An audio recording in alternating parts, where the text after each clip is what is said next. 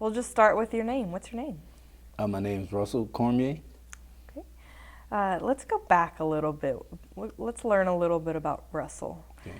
Where did you grow up? I grew up in Lafayette, Louisiana. I've been here all my life. I've traveled away, but I've always been here. I've lived in most of the north side neighborhoods here. Macomb, Washington Heights, and I forget what the other one's called, but the kids changed the names of neighborhoods. It was something else. It was Monroe when I was growing up, but most of my time was spent in Washington Heights. That's where I started my young life.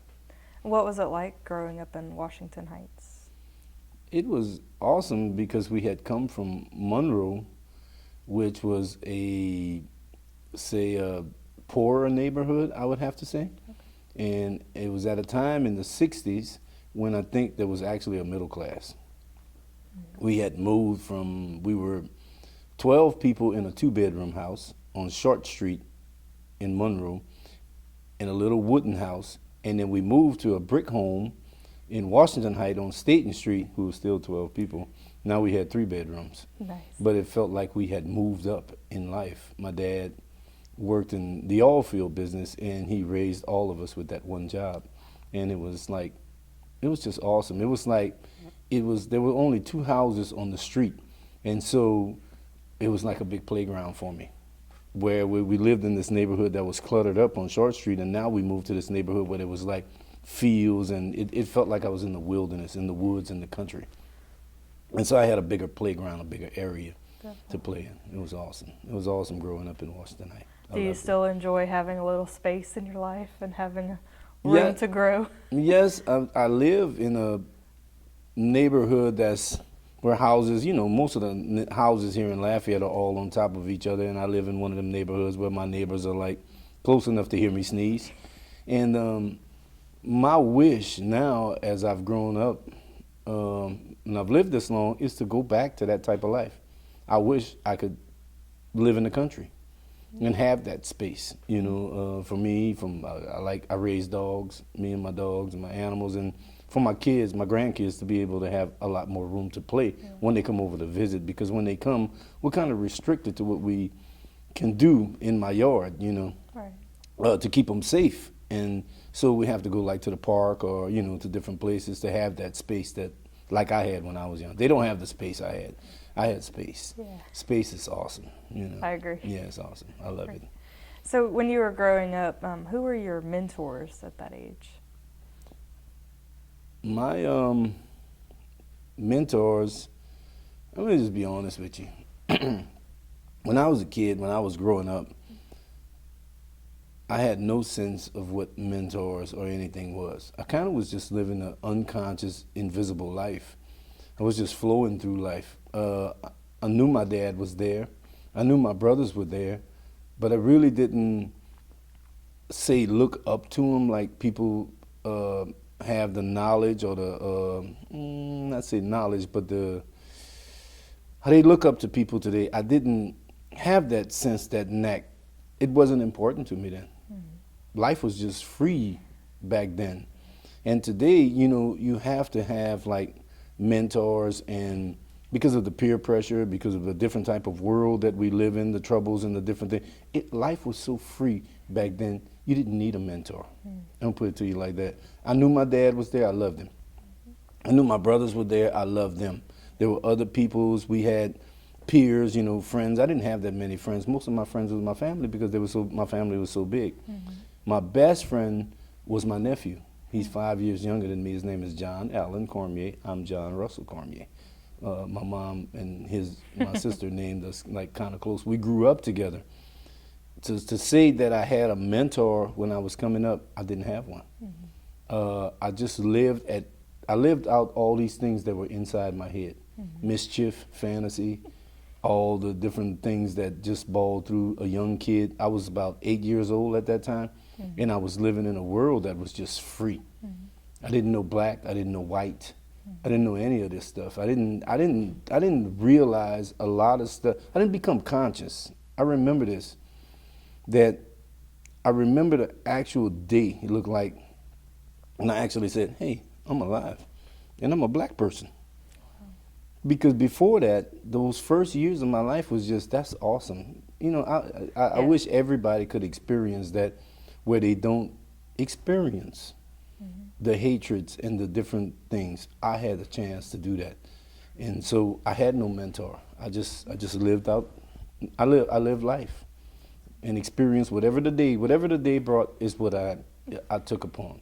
I didn't realize what mentoring is, why those father figures were needed, and all those the brother figures were needed, and all that. I didn't realize all that stuff till later on in my life, because I didn't need it. There was no things that in my life, and even though the civil rights movement and everything was all going on around me, because this was the '60s, so you know there was a lot of trouble going on. There was hatred, there was racism, but not in my world.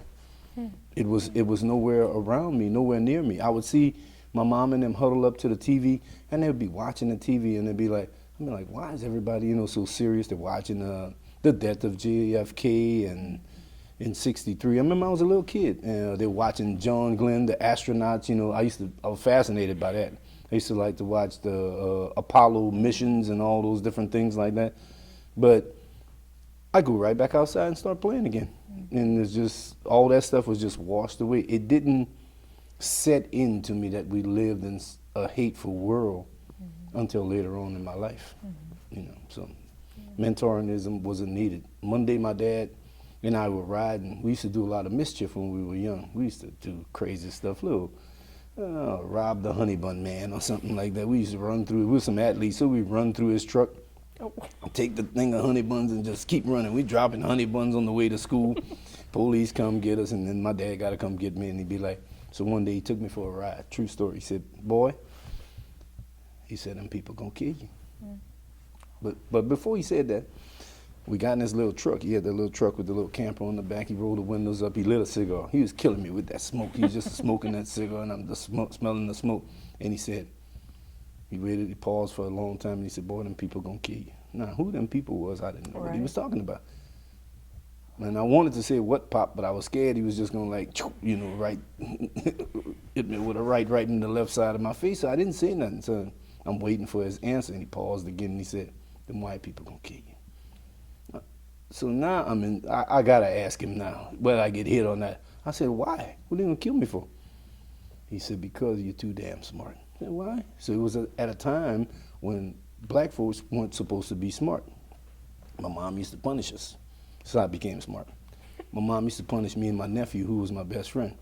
She'd make us hold the World Book Encyclopedia she had bought from some man that used to sell books. She'd always buy books, and they'd put them in my room. Because, you know, we had a lot of people living in a 3-bedroom house. So the books would go in our room. She used to punish us, make us hold these books up.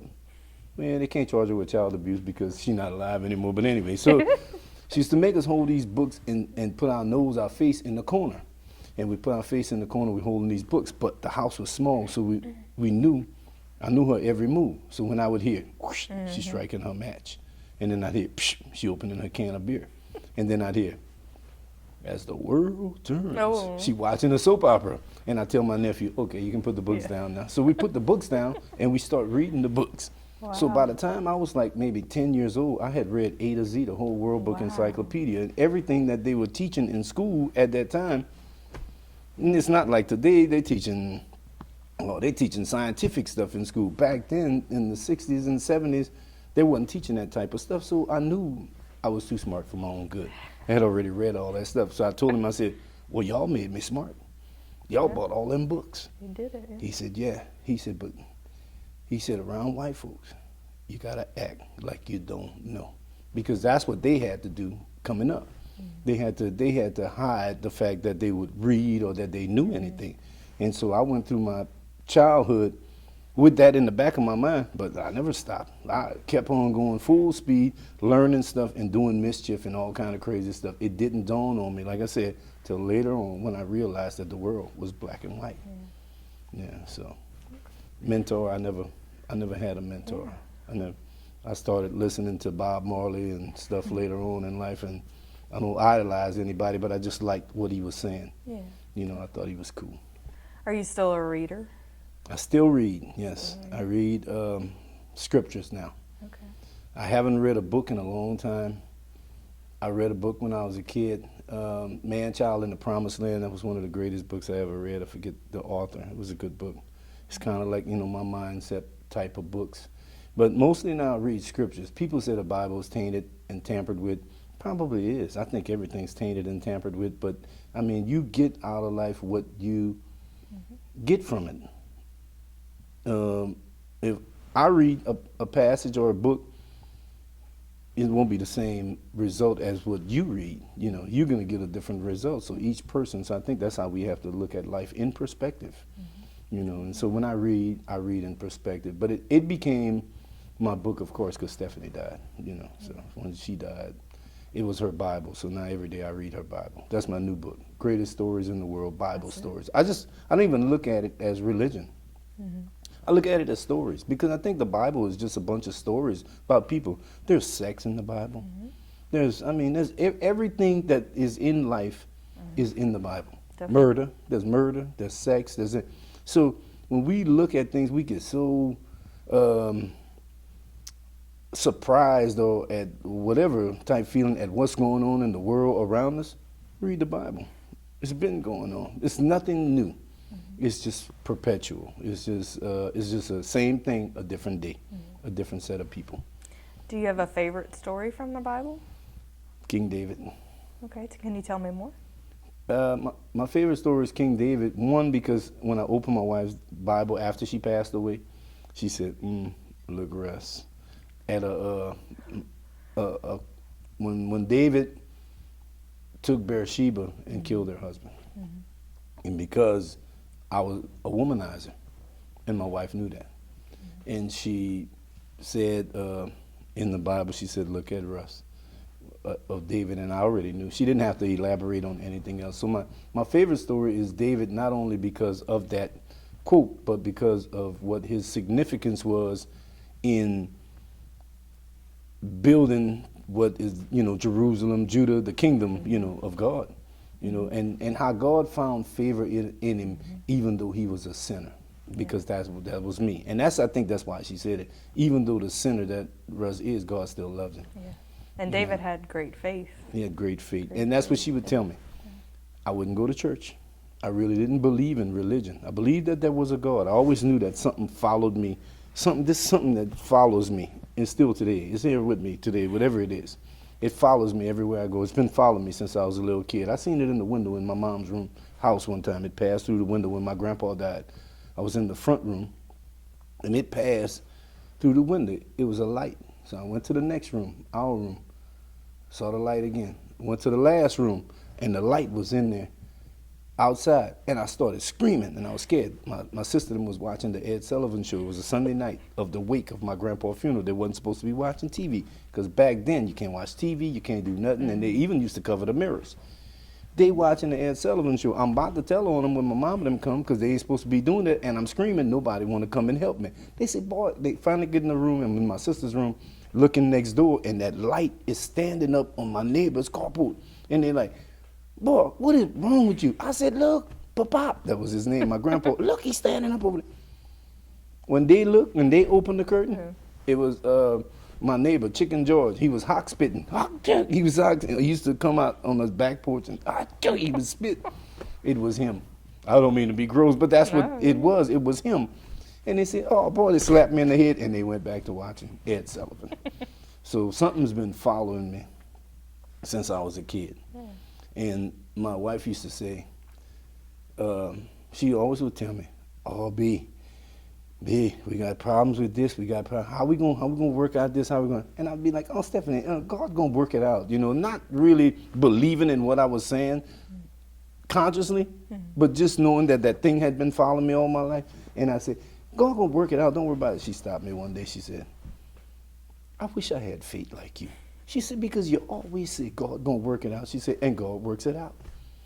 You know, and after she passed, like I said, I started studying religion. I don't know what religion is. I have no idea. Still today, I think spirituality, love, I think it's just doing, my friend Chad says this best, it's doing what's right. I think that's what we need to concentrate. If we concentrate on that as a people, that should be our religion. Doing what's right.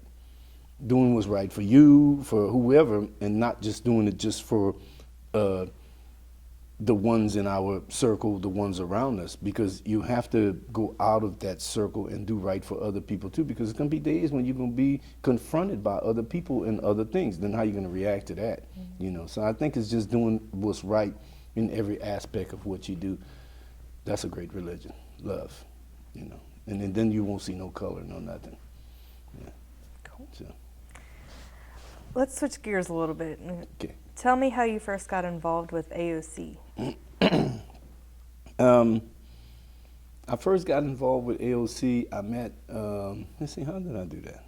Oh, on MySpace. Was it MySpace? Yeah, back in the day. I think it was MySpace I was on, and my brother-in-law, Cedric, he knew I was a musician, and he was like into computers. I didn't know how to turn a computer on. I didn't know anything about it. And he knew my thing was always to go and try to make a better song. I always was trying to write a song to save the world, to make some better song to save. I want to be, I'm like Superman of music and of my neighborhood, my people, you know what I'm saying? He know I'm always, so anyway, he said, Russ, you know you got them songs. He said, you know what you could do? You could take these songs, he said, and you can make like little movies out of them. So he gave me a computer. He started showing me how to work the computer, how to make a little bit of music in it, and then he showed me how to do Movie Maker. Remember Movie Maker? He said, you take your pictures, you put them in here, and then you take your song, and you put your song in here. He said, you let your song play. So anyway, made a little slideshow. I got so excited. I was like a little kid. I was like, look, my music is making these pictures move. So he said, yeah, you can do that. He said, but you could also do video. But it just so happened my computer didn't have enough RAM. I didn't know what RAM was. I didn't know what all that stuff was. And so they hooked me up with another little thing. So, and then I started getting on the first social media thing, MySpace. And I got on MySpace and I started posting my videos on different little things, YouTube and different little things. Mm-hmm. And a girl named Megan Hargroder saw one of my videos and said, hey, you need to sign up for AOC. So you look like you did some pretty good stuff. And they put me in a little room down there on Lee Avenue, and they let me do like my own thing. And they kind of coached me a little bit. They would stand over my shoulder, and they said, you got a natural knack for this stuff. And so I started going every Friday. That's how we're here today on a Friday. Friday was my regular visit to AOC every day to go, and Final Cut 7 was my friend, became my friend. One of the hardest Final Cuts to work, but one of the best that they ever made.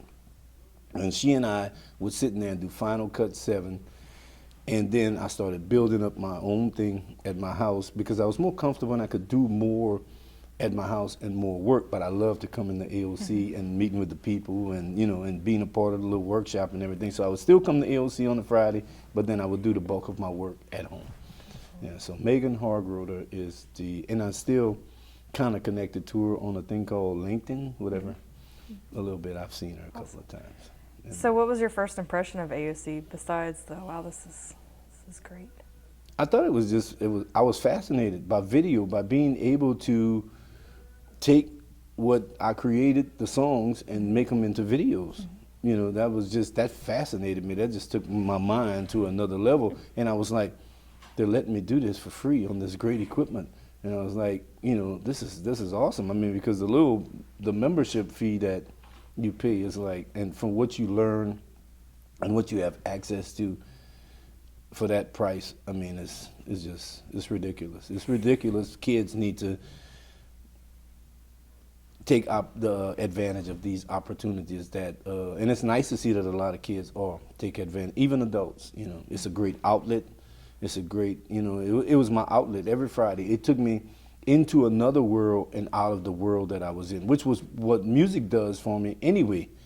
But then it took it to another level, you know. But I got to go in a little room with a screen where I was like, I was my own champion of the universe, like I always been trying to be. So I was like in another world. And every once in a while, Megan would be over my shoulder, but I wouldn't know she was there. And then she would say, "Nice." And then I'd look back and she'd walk away, you know. And I think AOC, and still today, y'all the greatest people. Y'all some of the greatest friends I ever had. And we don't see each other all the time, but we still have that, you know, thing for each other. And that's what's so great about it. I can come here. I cannot come here for a long, long time and walk in here and I still get treated the same way. There's not many places you can go and that happens. My old guy, Mr. Bryan, that I used to work for at a station. Well, I used to just go drink coffee there, and then he gave me a job. I guess he wanted me to hang around even more. And he used to say, he had an old saying that Russ, always go to familiar places. He said, go to the same places all the time. See, he said, you go see the same people. He said, you're going to get treated the same way. And that's kind of what this is for me, my other home. Cool. Yes. What is your dream project to work on or to produce? Awesome question. My dream project to produce is what I'm working on right now, which is my last album. It's called Opposite People.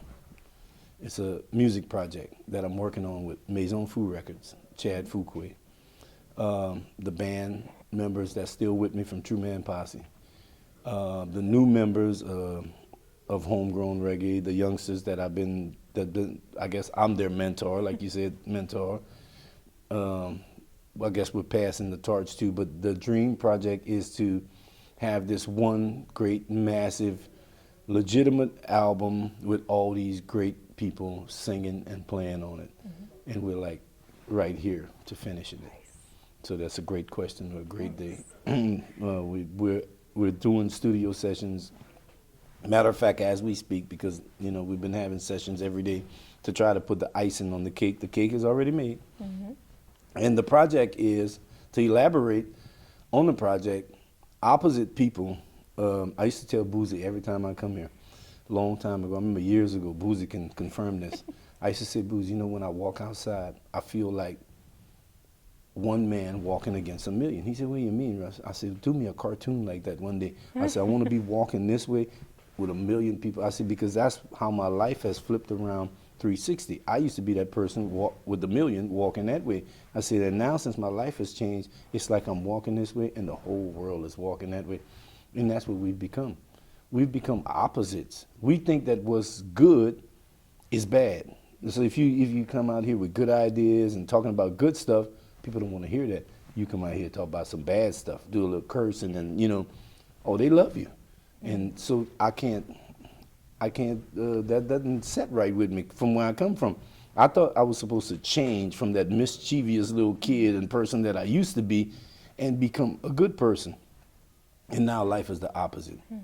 If I do some bad stuff, people love me. If I say some curse words or this, they love me. But if I do some good stuff, nobody even pays attention to it. It's not news, it's not fun, it's not, oh man, what's the word? Oh, you lame, or whatever, you know. And so, hence the title, Opposite People. I was talking to a little kid about this one day, and she was sitting at my table. She said, Russ, that's a nice idea. You need to make a song about that. The next day I had it. What was good is now bad, and what was bad is now good. The song's called Opposite People. It's the title of the album. Yeah, and we've become just total opposites. We've become black and white with no gray in between. They took out the gray. Just like in society and economy, they say they took out the middle class. In people, they took out the gray. And everybody wants to just see everything in black and white. And it's not true. Because there's so much more in between there that we're missing. People just want to go from one extreme, it seems, to the next. No, you miss so much stuff when you do that, you know. It's true. And I don't knock anybody or bash anybody, because guess what? I used to be that bad person. And having been that bad person is what gives me the experience to be able to talk about this stuff. So, you know, it's true stuff. It's not something I read. A lot of people teach from reading, from seeing other people. I'm doing it from actual knowledge. I did it. You know, I'm not proud of some of the stuff, a lot of the stuff I did, but I mean, I did it. So it's sit in a corner and cry about it, or take it and use it to help somebody else do better. Definitely. And that's what I'm doing. And Definitely. there's the title track of, I think it's going to be the greatest project in the world. The album is political. Y'all know we got a new president. So the album's political, and it's talking about a lot of things. Funny thing is, I wrote it a year and something ago. I knew nothing about Trump running for president. I knew nothing of, kid you not, true story. I knew none of this when I was writing the album.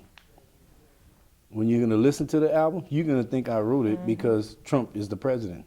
Had nothing to do with him. It was just I don't write songs. God gives me stuff to tell people to. I'm a messenger. I told you there's this thing following me. The thing that followed me is telling me to write these songs. How did I tell it to Ed? There's a beast that lives in me that I have to feed. It'll be 3, 4 o'clock in the morning, and the beast will say, okay, hey, you need to wake up. Well, why? I need to sleep to go to work. No, you need to get your guitar and get the pen and come and write this song.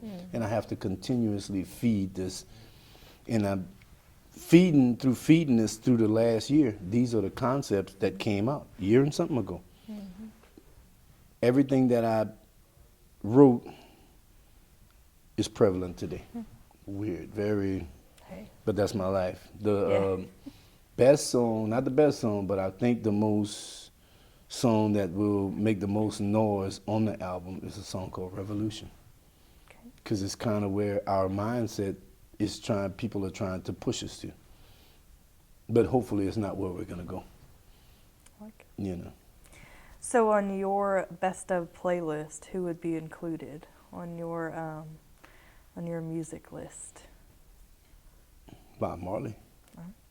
Yeah, Bob Marley. I mean, people ask me all the time, why Bob Marley? They ask me that. I'm glad you asked me that question. My best of playlist would be Bob Marley because, I mean, if you listen to Bob Marley's lyrics, he had the music great. He had Family Man, the Barrett brothers playing music. He had 10 people up there playing different instruments, so the music was massive.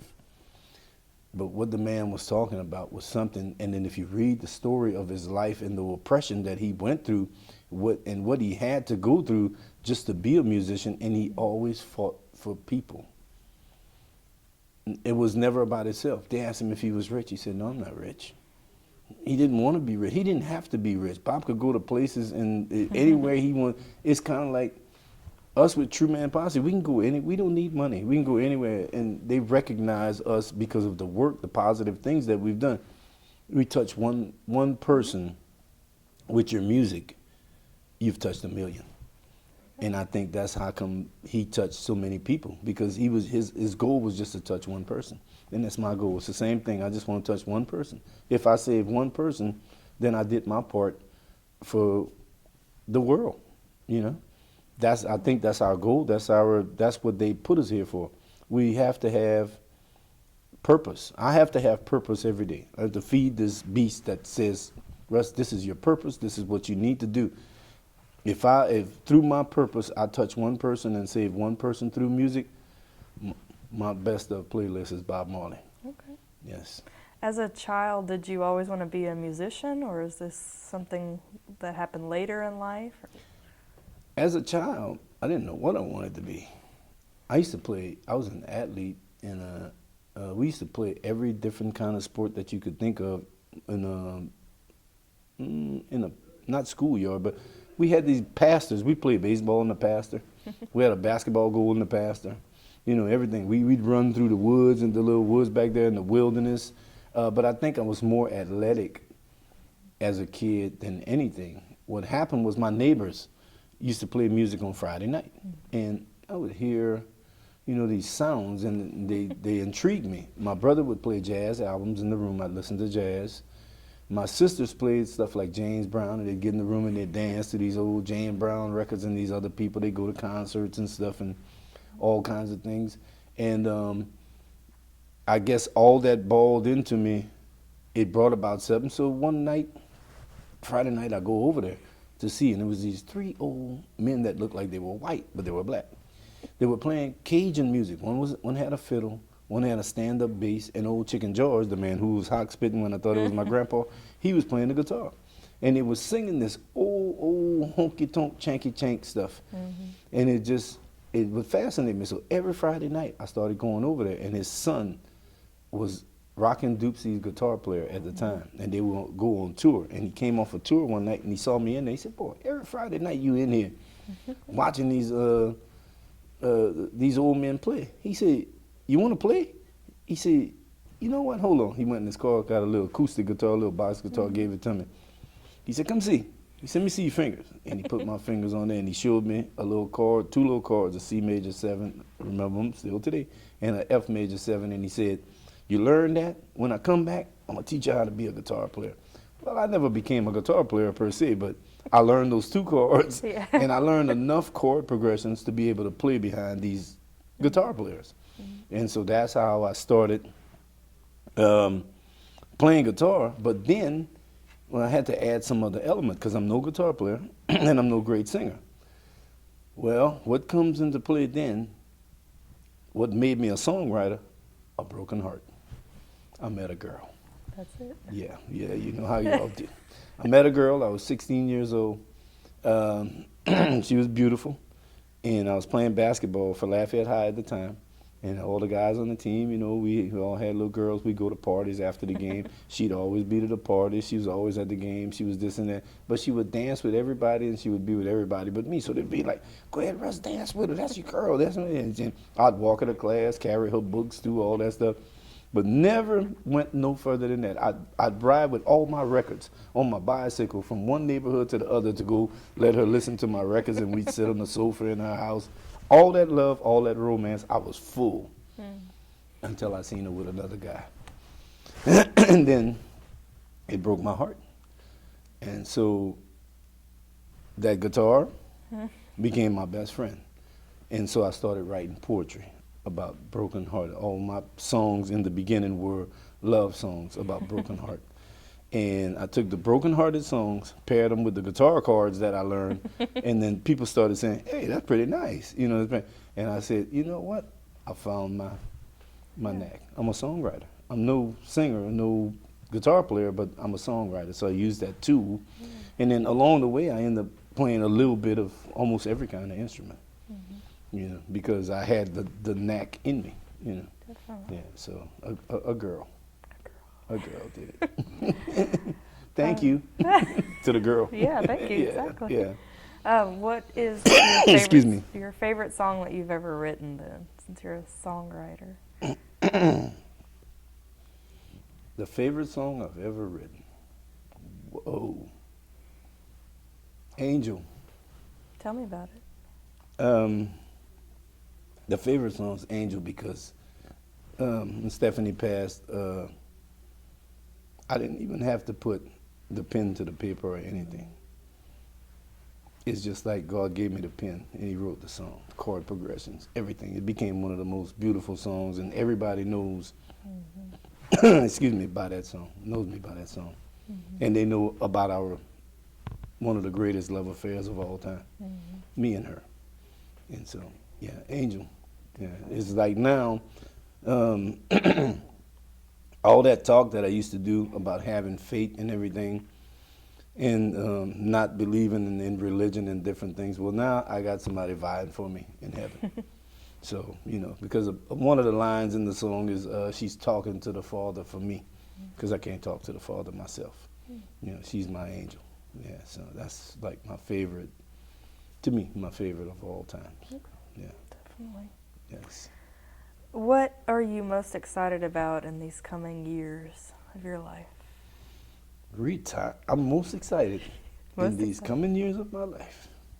Retirement.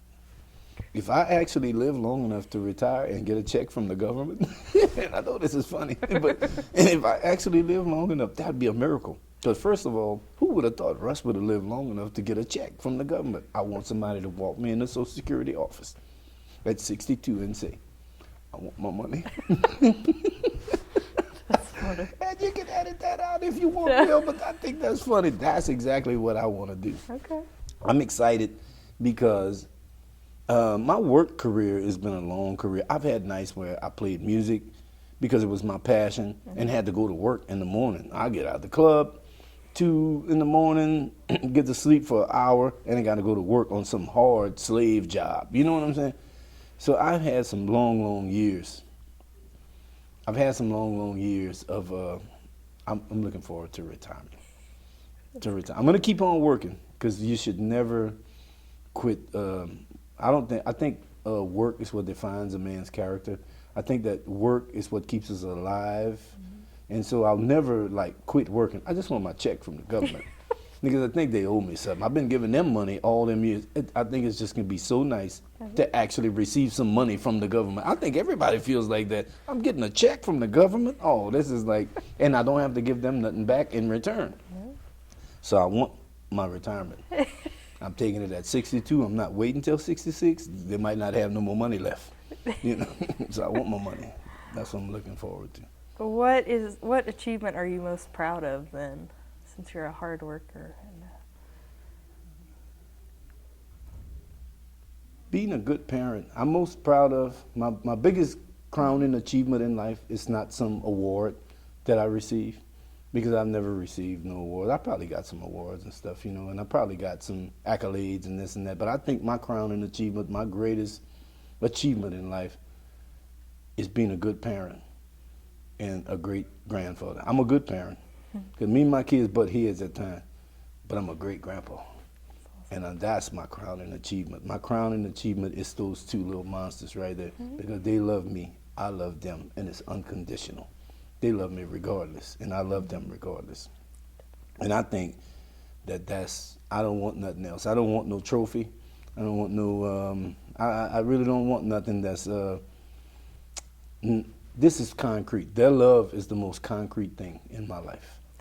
Yes, that's my award. God gave me that. He gave me a chance to live long enough to see myself again, and give me a chance to teach them, you know, the things now that I've become learned through all these crazy experiences that I told you about. So now I can try to teach them, even though they're going to do things the way they want to do it anyway, but they'll have the teachings that I give them in the back of their mind to go with, like I had from my parents, you know. That's my award. That's awesome. He gave me some grandchildren, some great ones. That's awesome. And they're so loving. If you would meet them, you'd just be like, I see why I rest. Because they have so much love. They're so polite, and they're so, everything about them is just love. That's awesome. Yeah, beautiful. Yeah, so. What is your superpower? Oh. That thing that follows me all the time. Sure. Is my superpower. God, the mystique is my superpower, and he gives me the power to change people. And that, I'm going to use that for the rest of my, once I realized that I had that power, I wanted to refine that and fine tune it to goodness, because you could use that for hatred. You could use it for jealousy. You could use it for revenge. I said the other day that if you purposely do things bad to people, you're just as bad as the other people. So I'm fine-tuning my life to, even though bad things happen, that I do good things. So my superpower is change. I like it. To be able to change. I'm not going to stop fighting until I change the things that other people before me kept fighting to change. No. I like it. Yes. One last question. Describe yourself in 3 words.